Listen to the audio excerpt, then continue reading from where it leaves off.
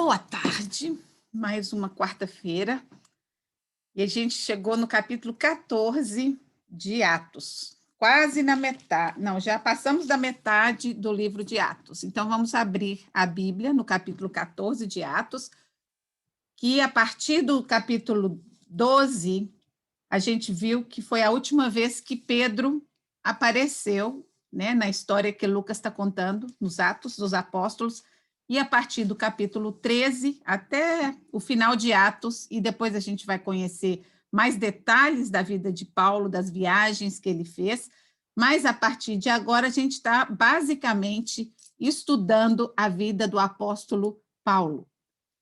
E o apóstolo Paulo saiu da igreja de Antioquia, a gente viu no capítulo 13, que a igreja de Antioquia, Deus disse para eles que enviassem a Paulo e a Barnabé para uma viagem missionária. O Espírito Santo ia guiá-los aonde essa viagem deveria ser, né? Então, eles saíram de lá, a gente estudou na semana passada que eles passaram por Chipre, depois chegaram na Panfilha, em Perge, vocês têm um mapinha aí no estudo de vocês, e continuando essa viagem, hoje eles chegaram em Icônio, e como virou quase que uma marca registrada, que onde quer que eles paravam e passavam, eles eram aceitos por alguns e perseguidos por outros.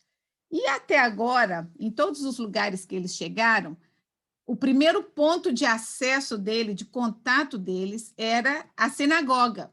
Eles chegavam, como Paulo era uma pessoa super instruída e tinha autoridade para falar na sinagoga, ele usava dessa oportunidade para introduzir a mensagem de Jesus, sempre vindo desde o Velho Testamento, contando das profecias que foram feitas pelos profetas, que Jesus viria, e depois ele faz a conexão de Jesus com essas profecias e contando tudo o que aconteceu com Jesus. Hoje, a gente vai ver o que aconteceu com eles na cidade de Icônio. Nós vamos, na verdade, passar por 3 ou 4 cidades hoje, onde Paulo passou, porque não durou muito tempo nesses lugares, não.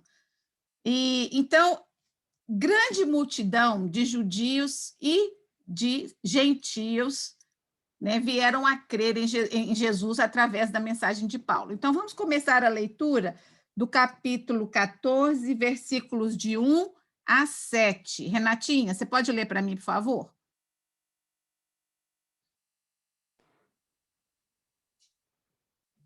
O evangelho é pregado em Icônio, Listra e Derbe. Sucesso e perseguição.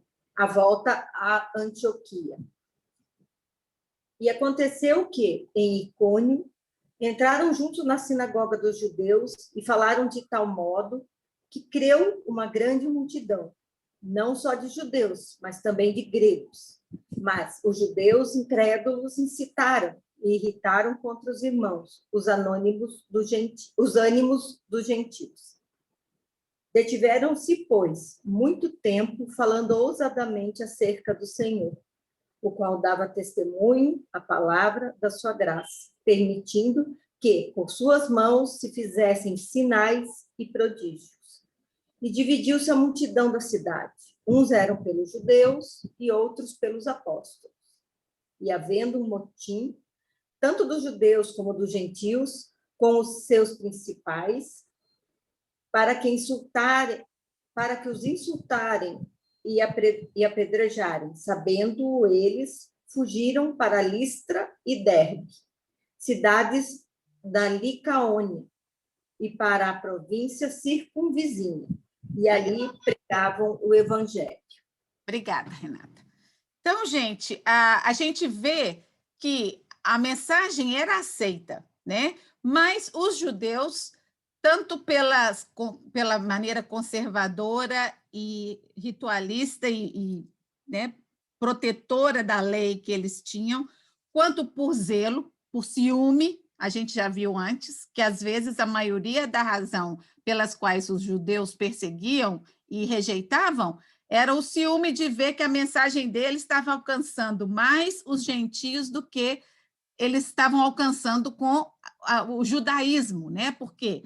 Porque para vir ao judaísmo existia uma série de regras muito taxativas, né? Ainda que os gentios simpatizassem com Deus, ficava assim, né? Era muito difícil para se tornar um judeu. E a mensagem de Paulo, né, era muito simples: a salvação está em Jesus, unicamente em Jesus, e é pela fé, é de graça.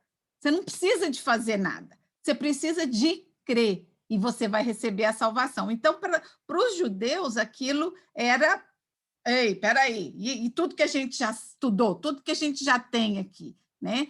Então, aqui a gente vai ver que vai começar, a gente já viu no capítulo passado que Paulo falou para eles, olha, eu quero primeiro trazer essa mensagem para vocês. Agora, se vocês não querem, eu vou levar para os gentios, né? E a gente viu que os gentios estavam felizes. Nós vimos na semana passada que eles estavam felizes de poder participar, entrar na comunhão do Deus de Israel sem toda aquela cerimonial que era exigido deles, né? Quantas vezes a gente se pega, eu não quero deixar de falar isso aqui, já estou pulando para frente, mas a gente vai ver que Paulo e Barnabé e todos os outros apóstolos, já vimos antes, Pedro e Filipe, né, que foi Tiago, na verdade, que foi decapitado lá no capítulo 12. Então, assim, todas essas pessoas que se levantaram para pregar o evangelho, elas sofreram perseguição, todas, né? Então, era como assim, não era aceitar um evangelho, como eu já falei antes, ai, que bom, agora eu sou cristão, eu tenho a vida eterna, vou viver uma vida feliz, um mar de rosa. Não, era o contrário, né? Você já tinha certeza que, a partir daquele momento, sua cabeça podia rolar a qualquer minuto, né? Você poderia ser perseguido, né? Então, às vezes, a gente, na nossa mentalidade do cristianismo do século 20, 21, né, a gente começa a passar por alguma dificuldade, ou um sofrimento, ou uma doença, ou alguma coisa assim, e a gente fala assim, ai, mas eu sou tão religiosa, eu obedeço tanto a Deus, as coisas para mim tinham que ir mais fácil, tinham que ser melhores, né? Quantas, a gente já tem certeza que a gente já pensou isso alguma vez, ou já ouviu de alguém, né? Completamente o contrário do cristianismo da igreja primitiva, né? Eles esperavam, eles sabiam que não ia ser fácil, né? Que sabiam que ia ser uma vida de dificuldade, mas que a recompensa, Paulo vai falar isso uma e outra vez, que a recompensa a gente não pode querer receber aqui, né? A gente tem que esperar a recompensa na eternidade. Por quê? Porque o que a gente recebe aqui vai durar pouco, a nossa existência é muito pequena comparada com a realidade, com a eternidade. Então, a gente tem que estar com os olhos. Ontem eu escutei alguém, ontem não, domingo, na igreja, o pastor falou, a gente tem que viver nesse mundo, ele estava falando sobre a dificuldade, o ano, né, todo que a gente tem passado um ano difícil, e ele falando que a gente tem que viver nesse mundo, nesse século, com os pés na terra, né, andando aqui, vivendo aqui, mas com o coração e os olhos na eternidade, né? Porque se a gente ficar olhando e ficar desejando a recompensa ou a gratificação aqui, a gente nunca vai se satisfazer, né? Mas se eu sei que a minha recompensa está ao lado de Jesus na eternidade, né? Eu vou ter esperança. Senão, essa é a esperança do cristão, né? Não é uma esperança aqui, nas coisas que a gente pode conquistar aqui, né? No versículo 3, diz assim, Paulo e Barnabé passaram bastante tempo ali, a gente é um pouco vago, né? A gente não sabe exatamente quanto tempo, mas a gente viu que semana passada que foram só 2 semanas que eles ficaram na cidade da semana passada. Então, aqui pode ter sido 1 mês, pode ter sido 3 meses, a gente não sabe. Mas a gente viu que Deus operou maravilhas através deles, né? Milagres, Deus estava feliz com a obediência dele. Agora, parece incoerente, né? Deus estava feliz, mas eles sofriam, né? a gente não pode entender nessa maneira, né? A gente tem que entender que existe uma guerra espiritual, né? Por que Deus se agradou tanto de Jesus, do sacrifício, daquela coisa horrível que foi a morte de Jesus e o sofrimento dele na cruz? Por quê? Porque Jesus estava vencendo a guerra espiritual contra Satanás. Ali era aquela guerra espiritual. E Paulo aqui arrancando do inferno as pessoas, porque quem não tem Jesus está indo para o inferno, né? E Paulo estava entrando com Deus naquela batalha espiritual para arrancar das mãos de Satanás as pessoas que estavam caminhando aí, como a gente vai ver na próxima leitura, que eram cidades completamente pagãs, que tinham toda aquela ideologia eu não sei, quando eu viajei para Tailândia e para Camboja, eu fiquei muito triste de ver, por exemplo, são 5% da população que é cristã, e o resto todo acredita naquele Buda, e assim, milhares de Buda aqui. O Dimo perguntou para a nossa guia, falou, quantos Buda que tem, né? Porque cada um era de um jeito, cada um tinha uma cara, cada um dava uma coisa. Então, assim, é tão fora da realidade, eu acho, né? Da minha realidade. Para eles, isso é o que eles aprenderam, né? Mas eu tenho certeza que na hora que eles escutam a mensagem de um Deus verdadeiro, né? Que hoje a gente vai ver na segunda parte da leitura que aconteceu isso com o pessoal da cidade de Derbe aqui, de Listra.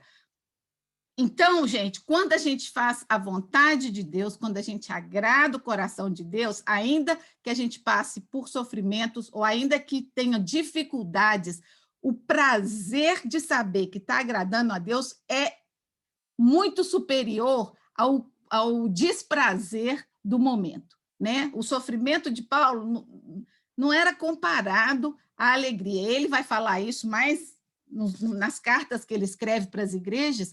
A gente vai aprender sobre a vida dele nesse sentido. A maioria das cartas que ele escreve, encorajando as pessoas, ele estava ou preso numa cela toda fria, molhada, completamente sem conforto, quase que sem comida, e ele estava encorajando as pessoas, né? E a gente aqui dentro de casa, né, reclamando que não pode sair, que não pode aquilo. Então, assim, a gente tem que ter a perspectiva da eternidade, da vontade de Deus. É isso que eu quero tentar passar para vocês.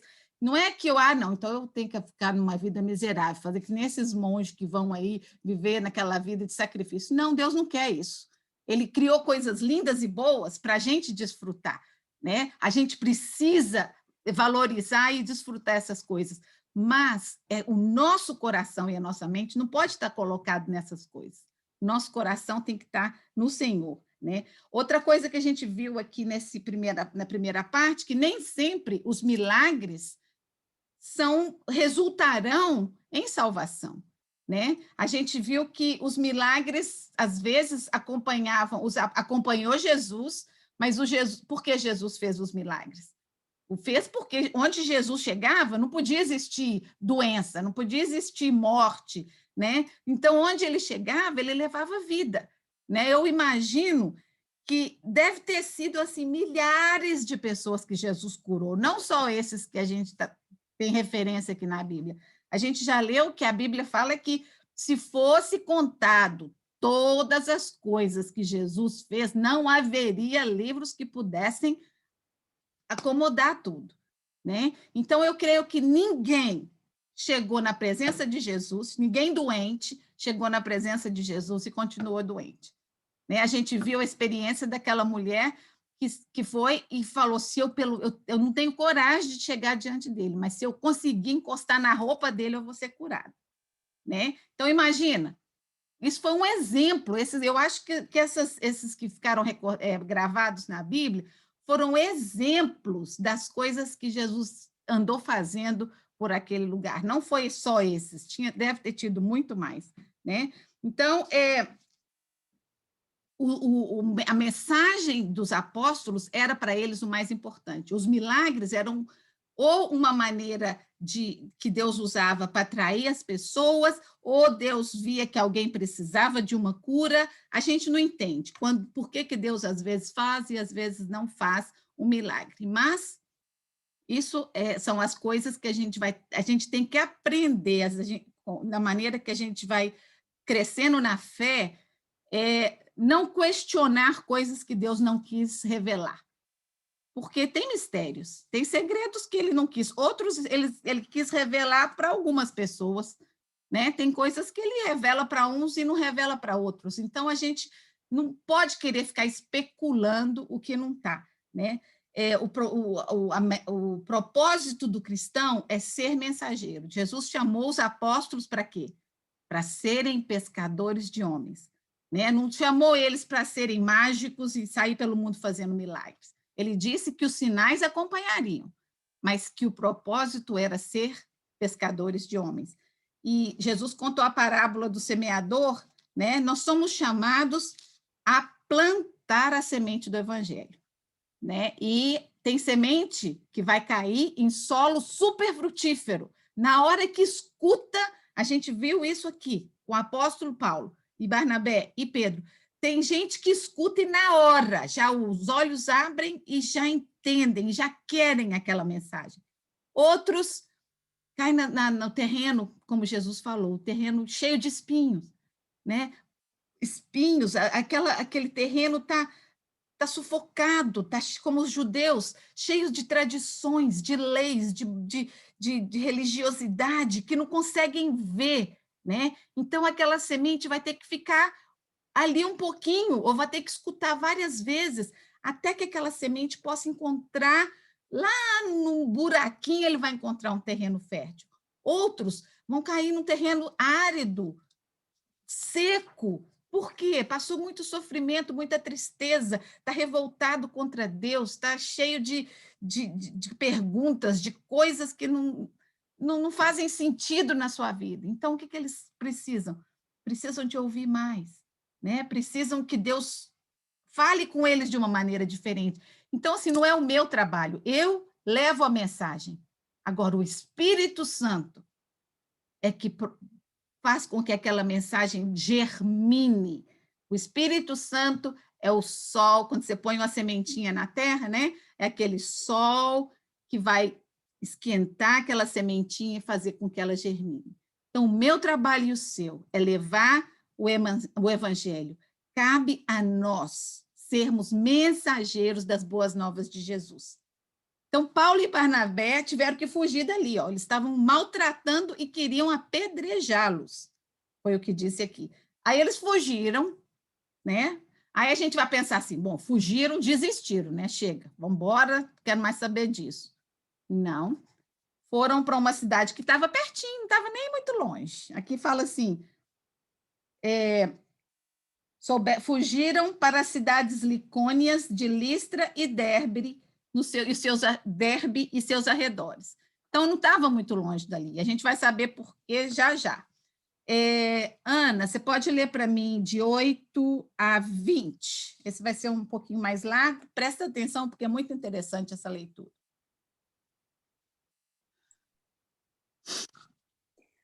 A cura de um coxo em Listra.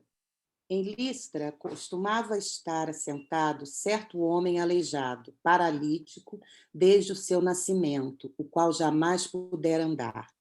Esse homem ouviu falar Paulo, que, fixando nele os olhos e vendo que possuía fé para ser curado, disse-lhe em voz alta: apruma-te direito sobre os pés. Ele saltou e andava.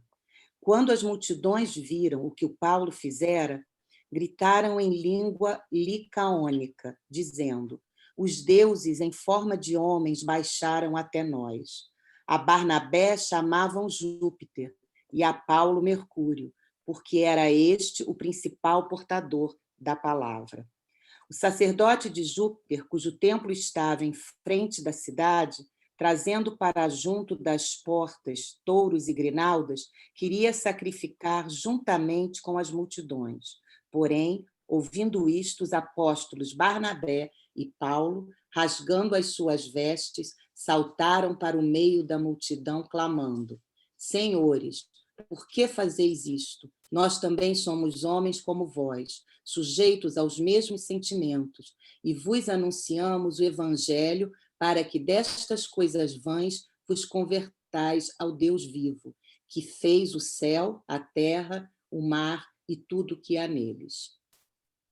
O qual, nas gerações passadas, permitiu que todos os povos andassem nos seus próprios caminhos. Contudo, não se deixou ficar sem testemunho de si mesmo, fazendo bem, dando-vos do céu chuvas e estações frutíferas, enchendo o vosso coração de fartura e de alegria. Dizendo isto, pois ainda com dificuldade que impediram as multidões de lhes oferecerem sacrifícios. Vamos parar por aqui. Até aqui tá bom, porque depois aqui vai mudar o tom da conversa. Então, Listra era uma cidade completamente pagã. E eles eram devotos de Júpiter, né? O Zeus. Eles, aqui na minha tradução fala Zeus e Herme, que é o Júpiter e Mercúrio, traduzido para o romano, né? Porque eram deuses gregos e romanos. E eles eram devotos. E a lenda conta que, às vezes, esses deuses, né, se colocavam em forma humana e andavam entre eles. Então, quando eles viram a única coisa que eles conheciam de extraordinário, né, era essa lenda de Zeus. Então, quando eles viram o que Paulo tinha acabado de fazer, na hora, para eles, aquilo ali, pronto, esse aqui é um Deus, né? Mas vamos voltar, então, no milagre. Vocês lembram aí, quando aconteceu um outro milagre parecido com esse? Não faz muito tempo. Logo depois do Pentecostes, quando os apóstolos receberam o Espírito Santo, na primeira vez que Pedro e João entraram no templo, o milagre foi bem parecido a esse. Havia um aleijado ali no cantinho, né, na Porta Formosa, que ficava pedindo esmola todo dia, alguém trazia, colocava ele lá. Anos, eu não lembro se era 30 e poucos anos, mas era entre 30 e 40 anos esse homem aí na porta. E Deus usou aquele milagre para a primeira mensagem de Pedro, primeiro discurso a respeito de Jesus, né? E aqui Paulo tinha chegado em uma cidade completamente pagã, né? Vocês viram que aqui Paulo não foi para a sinagoga. Lembram que nas outras cidades todas, o primeiro lugar que ele ia era a sinagoga? Em Listra, ele não foi para a sinagoga, talvez porque não tivesse uma, não sei. Mas em Listra, ele já começou a pregar o evangelho para os gentios, aonde tivesse oportunidade, né? E ali, esse homem, sentadinho ali na porta, né, no canto, ali não fala exatamente onde eles estavam, fala que ele era paralítico de nascimento por 40 anos, e escutou Paulo falar. Não foi que ele não sabia nada, não sabia quem era Paulo, né? Porque aqui fala assim, escutou Paulo falar e teve fé. Ele teve fé. Paulo, quando olhou para aquele homem, o Espírito Santo disse no coração de Paulo, né? Esse aí acreditou, ele confia, ele recebeu pela fé a mensagem. E aí, o que Paulo fez? Falou para ele, levanta. Imagina esse homem, aí coxo, 40 anos. Né? E um homem, Paulo, nunca tinha visto falar quem era aquele homem, o homem manda ele levantar, ele podia ter questionado, falou, você não está vendo que eu sou aleijada, que eu não posso andar, não. O que ele fez? Pulou. A Bíblia fala, não fala nem que ele foi levantando devagarzinho. Aqui fala que ele deu um salto. Olha aqui, quando Paulo disse, levante-se, fique em pé. Com isso, o homem deu um salto e começou a andar. Isso é que é fé. Né? Não teve dúvida na cabeça dele. Né? Não teve um questionamento. Né? Então, aquele milagre causou um grande espanto na população. E parece que em frente aí onde eles estavam o templo de Zeus. E Até o chefe, fala que até o chefe do templo lá, né? Eu não falo a função dele, mas trouxeram coisas, animais e ofertas para entregar, porque essa era a maneira que eles adoravam aos Zeus, né? Eles traziam as oferendas ao templo. Para a gente que está lendo o Velho Testamento, né? É muito parecido a maneira que os judeus faziam, né? Que Deus orientava, que trouxessem a primícia, que trouxessem as primícias da lavoura, a primícia do gado. Então, parece que era uma mistura, só que eles precisavam de uma forma. Então, eles traziam para aquela imagem dos Zeus, que deve ter vindo do Egito, não sei de onde que veio essa ideia, né? Não estudei tanto para saber detalhes nesse sentido, mas a gente vê aqui que eles começaram a falar no dialeto deles. Então, eles começaram a adorar os apóstolos no dialeto deles. E Paulo e Barnabé não entendiam o que eles estavam falando, né? Viam todo aquele alvoroço, eles não estavam entendendo. Quando alguém explicou para Paulo e Barnabé o que estava acontecendo, Paulo e Barnabé imediatamente rasgaram as vestes e se entristeceram, né? Olha aqui no capítulo 14, ou no versículo 14. Ouvindo isto, os apóstolos Barnabé e Paulo rasgaram as roupas e correram para o meio da multidão, gritando: homens, por que vocês estão fazendo isso? Nós somos humanos como vocês. Estamos trazendo as boas novas para vocês, dizendo-lhe que se afastem dessas coisas. Então, Paulo estava dizendo: não, não, não, não, não, para com isso. Né? Quem sou eu para receber adoração, para receber essas ofertas de vocês? Eu sou um homem como vocês, eu sou falho. Né? Eles correram para a rua gritando. Então, a gente, eu acho que hoje em dia, e sempre foi, né? A gente tem que tomar muito cuidado, porque o servo de Deus verdadeiro sabe que ele não deve aceitar adoração. Ele deve, porque hoje mesmo eu escrevi isso no comentário da Bíblia que a gente está lendo de manhã.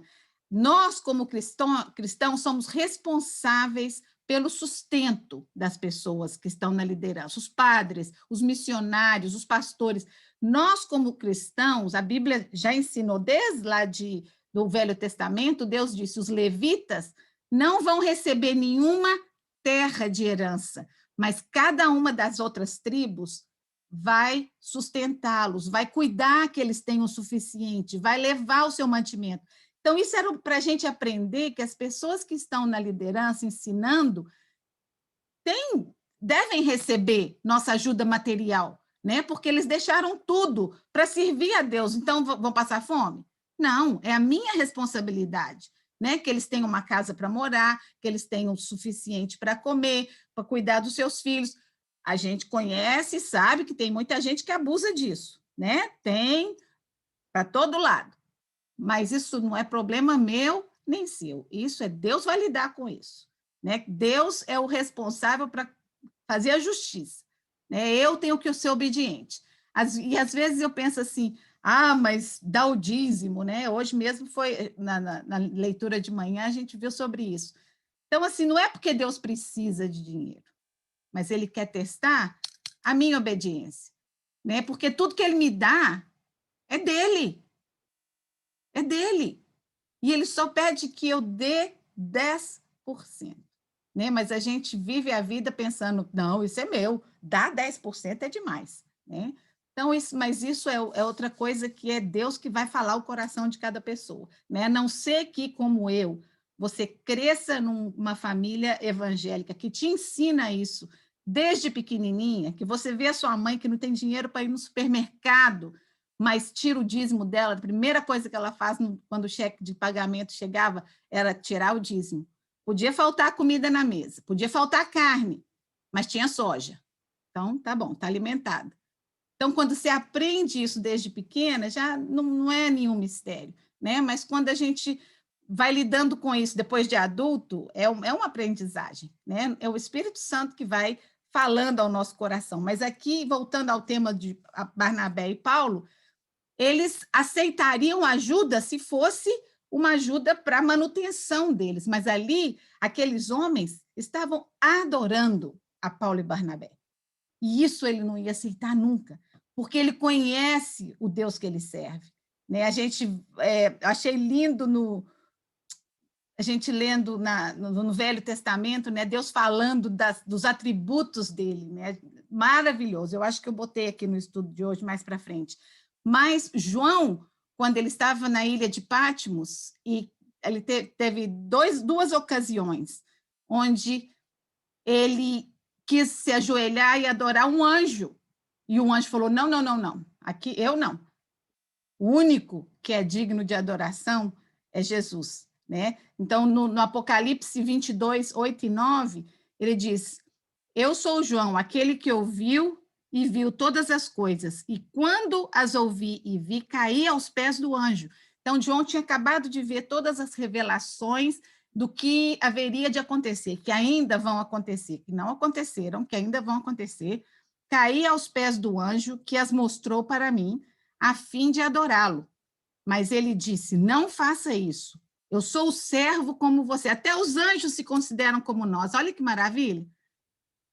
Se consideram inferiores a Jesus, né?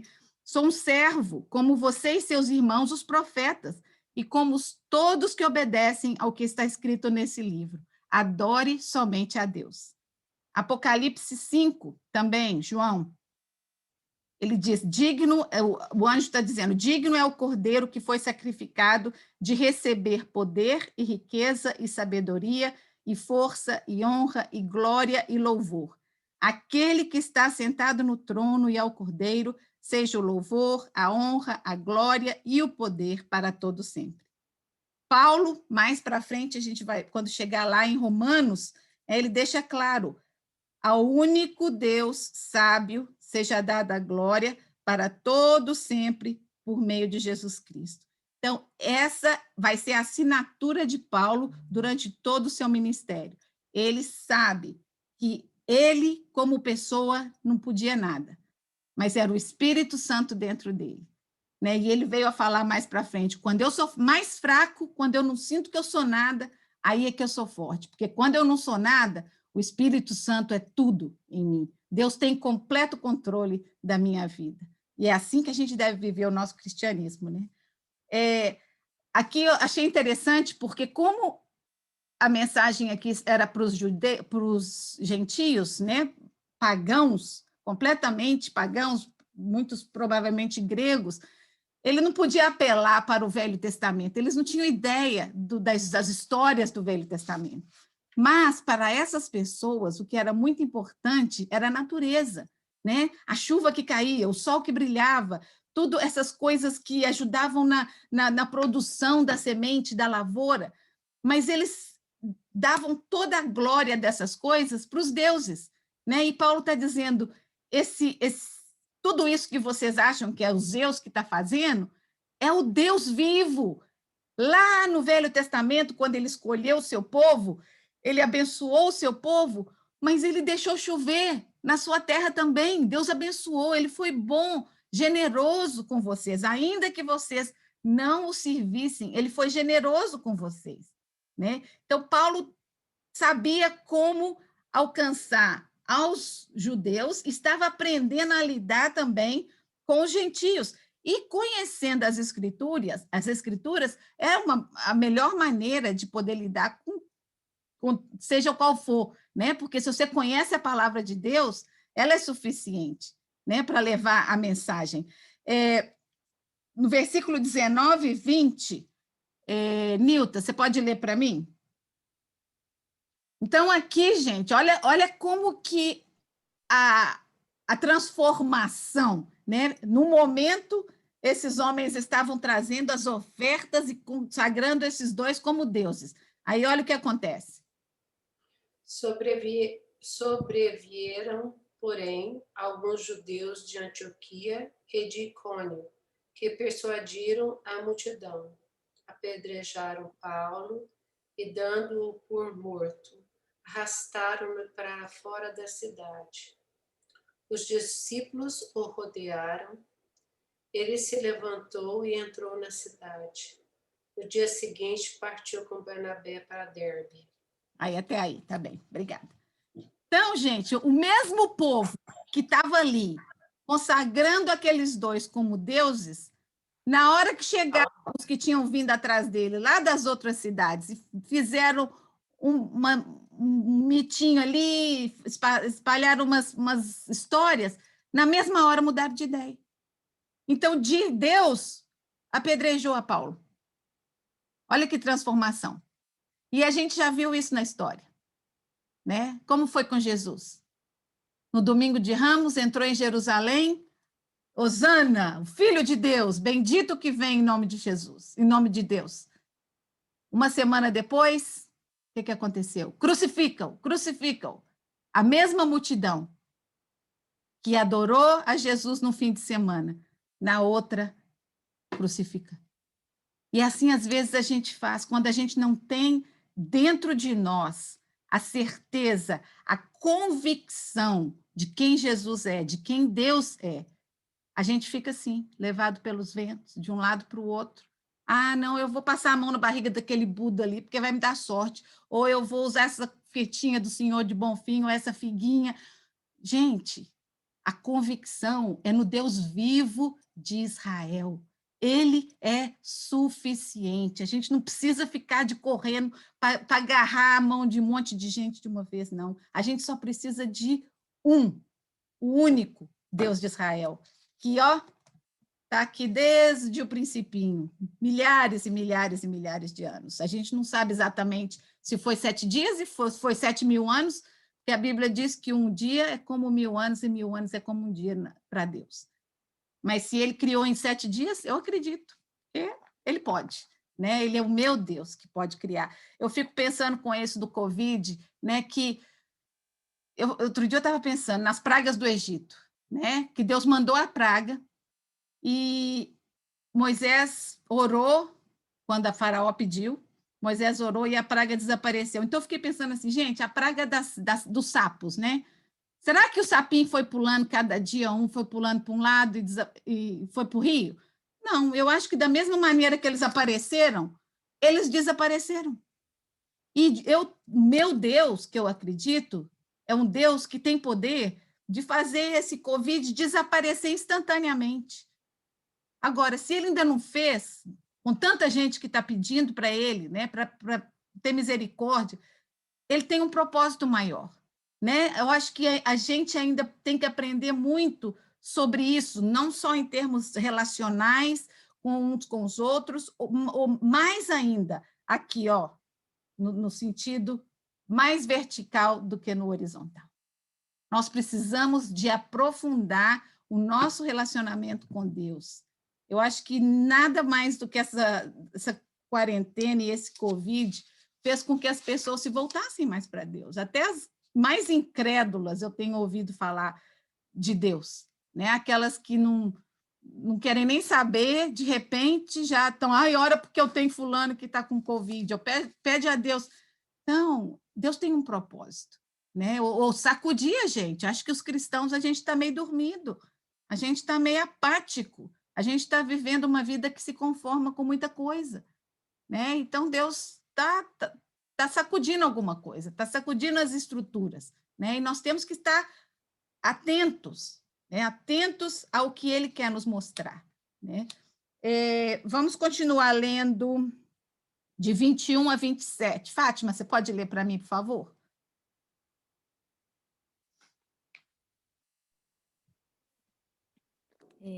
E tendo anunciado o evangelho àquela cidade e feito muitos discípulos, voltaram para Listra, e Icônio e Antioquia, confirmando o ânimo dos discípulos, exortando-os a permanecer na fé, pois que por muitas tribulações nos importa entrar no reino de Deus. E, havendo-lhes por comum consentimento eleito anciões em cada igreja, orando com jejuns, os encomendaram ao Senhor em quem haviam crido. Passando depois por Pisídia, dirigiram-se a Panfilha, e, tendo anunciado a palavra em Perge, desceram a Atália. e dali navegaram para Antioquia, onde tinham sido recomendados à graça de Deus para a obra que já haviam cumprido. E quando chegaram e reuniram a igreja, relataram quão grandes coisas Deus fizera por eles e como abrira aos gentios a porta da fé. E ficaram ali não pouco tempo com os discípulos. Voltando um pouquinho na leitura anterior, aqui do versículo 19 a 20, Paulo foi apedrejado. Essas pessoas que o apedrejaram foram embora porque pensaram que ele já tinha morrido. Largaram ele ali pensando que já tinha morrido. Os discípulos vieram, ele levantou e saiu, foi embora. Né? Agora, porque, gente, a gente viu que Estevão foi apedrejado, não era pedrinha assim que jogavam, não. Não sei se vocês já viram as histórias de apedrejamento, né? Eram pedação de pedra, assim. Então, ali foi o livramento de Deus. Deus ainda tinha muito que fazer na vida de Paulo, ou através da vida de Paulo. Deus tinha acabado de começar a obra que tinha para a vida de Paulo. Então, ali ainda não era o momento. Então, fica tranquila, porque se não é a sua hora, não vai ter Covid, não vai ter infarto, não vai ter nada que vai tirar a sua vida se não está na hora. Deus tem um plano. A gente já estudou isso no Salmo 139, que Deus desenhou a cada uma de nós, não existe nenhuma de nós que é igual. Ele nos desenhou no ventre da nossa mãe de uma maneira assombrosamente maravilhosa. E no livro dele, ele escreveu todos os dias da nossa vida. No livro dele. No livro dele, não teve surpresa. Ai, o que aconteceu? Fiquei doente, eu tive um câncer, ou chegou o Covid. Não tem surpresa no livro de Deus. Está tudo escrito e determinado. A gente, às vezes, muda o curso do destino que Deus tem para nós. A gente escolhe caminhos e Deus não vai lá puxar a gente pelos cabelos, não. Ele quer que a gente aprenda, né, através das dificuldades. Se a gente vai escolher um caminho que não é o que ele tem para nós, ele vai nos ajudar a voltar ao curso, né, se a gente estiver disposto. Né? Então, Paulo não morreu. Né? Paulo levantou, os discípulos se ajuntaram em volta de Paulo, ele se levantou e voltou para a cidade. Voltou para a cidade. Em vez de esconder, não, voltou. Então, não tinha nada que ia intimidar a Paulo. Né? Paulo e Barnabé, apesar das perseguições que haviam passado durante sua viagem, decidiram voltar. Olha só, eles voltaram para todas as cidades que eles tinham sido enxotados ou querendo ser apedrejados, voltaram a cada um. Por quê? Porque cada cidade que eles passaram, eles deixaram uma igreja plantada, né? Não uma igreja, um prédio, mas um corpo de Cristo plantado. E uma das características maiores de Paulo, além de ser um mensageiro de Jesus, ele era um pai, ele cuidava das pessoas com quem ele levava o evangelho, ele se importava com a vida delas. Então, ele voltou para encorajar. Então, era assim, porque a gente já viu, já falou antes, falar que era cristão, ó, estava disposto a cortar a cabeça. E Paulo voltou para falar, continuam firme, Deus está satisfeito com o seu trabalho, continuam, olha o que aconteceu comigo, mas olha como eu estou aqui, olha quantas vidas foram salvas ali em Listra, quantas vidas foram salvas em Derbe. Então, ele voltou a cada igreja encorajando as igrejas. Né? E na Antioquia, onde tinha, não da Síria, né? Na Antioquia da Síria, foi a primeira que a gente estudou, de onde eles saíram inicialmente a primeira viagem. E eles chegaram até a Antioquia da Pisídia, né? Então, ali era uma igreja maior, e eles ajudaram a organizar, escolherem anciões para liderar o grupo, para estarem sobre a organização administrativa, né, da igreja. Paulo era muito interessado em que as coisas funcionassem sem bagunça, né? Precisava de uma ordem. Né? Precisavam de ter grupos de pessoas de confiança e com a fé em Deus para levarem o trabalho à frente. E eu acho tão lindo, porque eles oraram e jejuaram para escolher essas pessoas. Não foi, não, porque você parece que você é muito inteligente. Não, você foi na faculdade e tal. Não. Eles oraram e jejuaram para que essas pessoas fossem escolhidas por Deus, né? Todos esses lugares, Paulo cuidou, ele escreveu cartas, ele mandava dos seus apóstolos, porque depois Paulo começou a ter um grupo de pessoas que viajavam com ele, que ele discipulava, e essas pessoas passaram a fazer algumas viagens para Paulo. Né? Ele mandava de volta, vai lá, vai ver como é que está aquela igreja, vai saber como é que eles estão ali, se eles precisam de alguma coisa. Então, ele foi sempre muito atento às igrejas que ele havia plantado. Eles não sabiam que iria ser, eles sabiam que não iria ser fácil perseverar a fé no meio de tanta opressão e perseguição, mas eles estavam seguros de que Deus iria abençoar aqueles irmãos. Eles estavam agora de volta à igreja de Antioquia da Síria, de onde eles saíram. A igreja que enviou eles a primeira viagem. Eu imagino a alegria daqueles irmãos quando Paulo e Barnabé voltaram, né? Marcos parece que já tinha voltado antes, mas eu imagino a alegria de vê-los, né? E olha só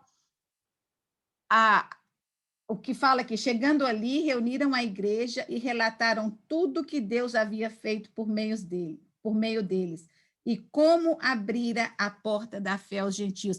Vocês acham que eles sentaram ali e começaram a reclamar? Não, porque, olha, a gente foi apedrejado, expulsaram. Você acha que foi essa a mensagem que eles levaram? Acho que não. Eu acho que a mensagem que eles levaram para a igreja de Antioquia foi, nossa, na hora que nós chegamos e começamos a falar, lá na primeira igreja, que foi a qual? Na igreja em Chipre, muita gente aceitou Jesus, nós deixamos uma igreja forte, com vontade de obedecer a palavra de Deus, deixamos irmãos ali sedentos da palavra de Deus. Então, eu imagino assim, que cada cidade que eles foram reportando, eles nem devem ter falado que foram expulsados ou se foram apedrejados, porque o importante era que a mensagem do evangelho estava sendo aceita. Né? Eu não me canso de dar graças a Deus, porque se hoje nós estamos aqui, foi porque Paulo, Barnabé, Pedro, os apóstolos, Timóteo, muitos outros não se cansaram, não se intimidaram, não tiveram medo de levar a mensagem de Jesus. Eles passaram a vida dando a sua vida para Jesus. Não se acovardaram. Eu me pergunto que tipo de cristianismo estamos vivendo. Quais os empecilhos que colocamos para viver a vida cristã como Deus quer que vivamos? A gente, às vezes, coloca uns empecilhos tão pequenininhos, né? Nada fez com que Jesus desistisse de dar a sua vida por mim e por você. Os apóstolos, em obediência à ordem de Jesus, não desistiram diante dos sofrimentos e dificuldades. Por isso, eu e você estamos aqui, 2000 anos depois, tendo o privilégio de conhecer o plano de Deus para nós, de estudar o plano que Deus traçou na vida dos apóstolos. Hoje, essa semana, eu queria que a gente pensasse em algumas coisas. Como eu estou vivendo o cristianismo? Eu estou encontrando desculpas para não ir à igreja? Esquece o Covid, porque essa é uma época que está diferente para todo mundo, né? Mas mesmo antes do Covid. Será que é mais importante para mim ir para a praia ou ficar em casa, dormindo até tarde, do que ir para a igreja, buscar a Deus, aprender de Deus? Tenho vergonha de orar com alguém que precisa, ou de falar, eu vou orar por você. Tenho vergonha de falar da minha fé por medo de ofender alguém. Hoje em dia, a vida é politicamente correta, né? Quantas vezes eu desisto do meu compromisso de ler a Bíblia ou de passar uns minutos a sós com Deus? Às vezes, a correria do dia a dia entra no caminho e a gente deixa por último e depois vai dormir cansado porque, hoje não, amanhã eu faço. Né? Então, vamos pensar um pouquinho, né, o que passaram, não só os apóstolos, mas os cristãos daquele tempo, pelo nome de Jesus. E como, hoje em dia, a gente, como diz em inglês, take for granted, a gente não dá valor, né? O valor necessário, né? Ah, não, mas eu dou, eu sou, eu acredito. Mas será que eu valorizo mesmo? É a coisa mais, é o tesouro mais precioso que eu tenho? Será que esse é o meu tesouro mais precioso? Que as nossas prioridades estejam alinhadas com o que é eterno. Fazendo isso, eu te garanto que a vida na Terra vai ter mais sentido e ser muito mais prazerosa. Seremos capazes de viver sem medo, confiantes de que o meu futuro está nas mãos do meu Senhor. Se a minha vida não é diferente das pessoas que não estão servindo a Deus, este é um sinal de que não estamos vivendo diligentemente na vontade de Deus.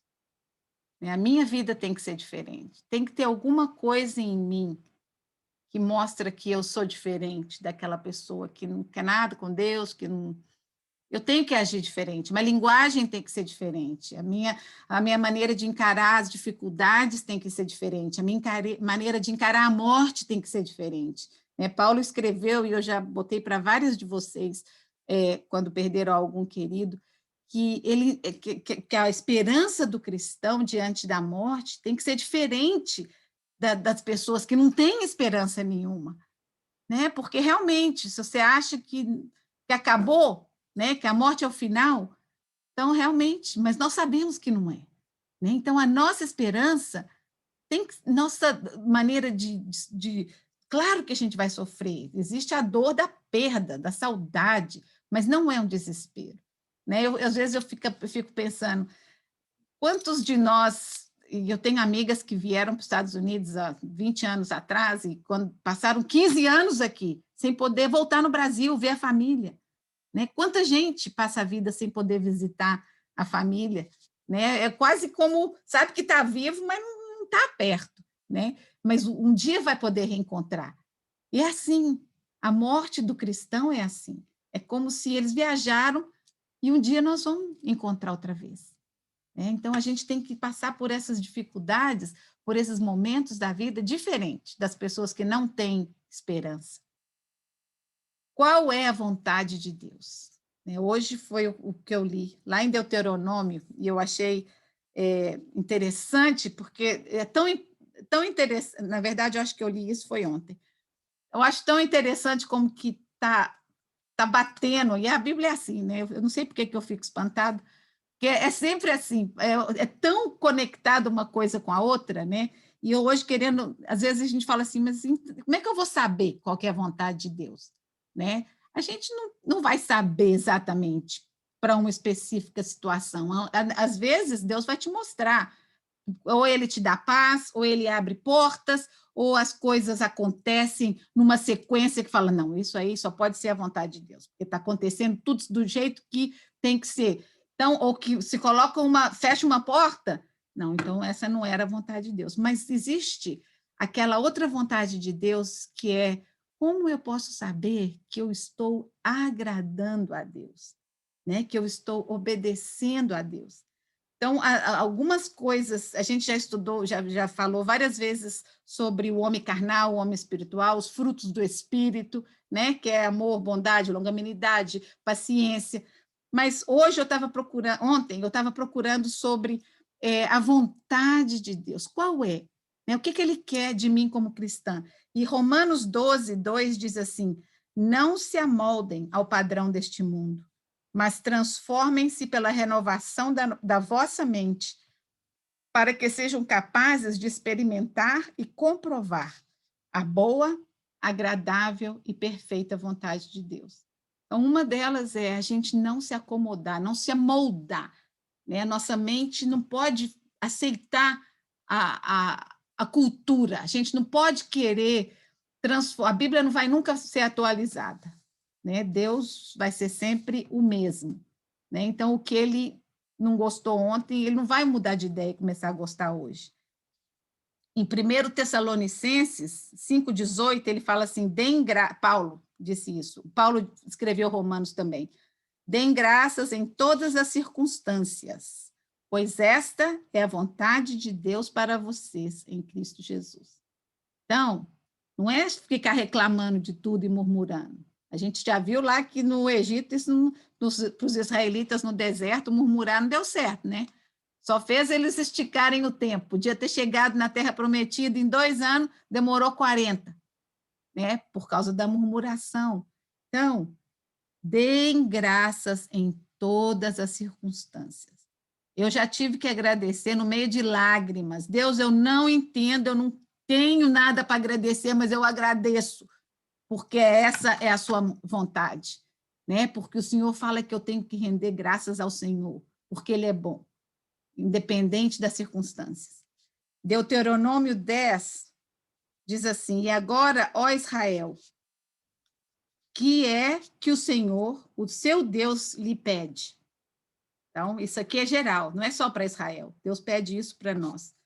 Senão que tema o Senhor, o seu Deus, que ande em todos os seus caminhos, que o ame, que sirva ao Senhor, o seu Deus, de todo o seu coração e de toda a sua alma. Sejam fiéis de coração à sua aliança e deixem de ser obstinados. Ame os estrangeiros, pois vocês mesmos foram estrangeiros no Egito. Temam ao Senhor, o seu Deus, sirvam, apeguem-se a Ele e façam os seus juramentos somente no nome dEle. Façam promessas, façam votos somente no nome dEle. Seja Ele o motivo do seu louvor, pois Ele é o seu Deus, que por vocês fez aquelas grandes e temíveis maravilhas que vocês viram com os próprios olhos. Então, eu queria que a gente pensasse, isso é o finalzinho aqui, aqui a gente agora já sabe, né? Pelo menos como começar a agradar a Deus. E os judeus foram separados por Deus. Haviam outros povos, mas Deus criou um povo dele. Um povo que saiu de um homem com um filho e virou uma multidão, uma nação. Né? Eles foram separados por Deus para serem diferentes dos outros. E assim devemos ser nós, os cristãos, separados para Deus e sermos diferentes. A Bíblia diz que nós devemos ser santos, como santo é o nosso Pai. Então, a gente deve ser separado por Deus. Então, que essa semana a gente pense um pouquinho nisso. Queria que a gente pensasse, primeiro, se eu estou disposta a sofrer por Jesus. Segundo, se o meu coração está totalmente dedicado a Deus e se eu tenho desejo de agradá-lo. E depois olha a sua volta. Você é diferente? Existe alguma coisa em você que as pessoas falam? Como é que você consegue estar em paz diante dessa circunstância? Como é que você consegue não preocupar? E aí é uma boa oportunidade para você levar a mensagem do Evangelho de Jesus. Né? Não sou eu. Eu não sei nada, eu não consigo nada. Mas é Deus em mim, é a certeza de que eu não estou sozinha. Né? O Salmo 23 fala, ainda que eu ande pelo vale da sombra da morte, não temerei mal algum, porque tu estás comigo. São essas verdades da Bíblia que devem estar não só no nosso coração, mas na nossa mente. Na hora que tiver um medo, um desespero, ainda que eu ande pelo vale da sombra da morte, Ele está comigo. Então, Ele está comigo agora. Então, que Deus abençoe vocês nessa nova semana que começa para nós. A semana já está na metade, mas para nós essa é uma nova semana.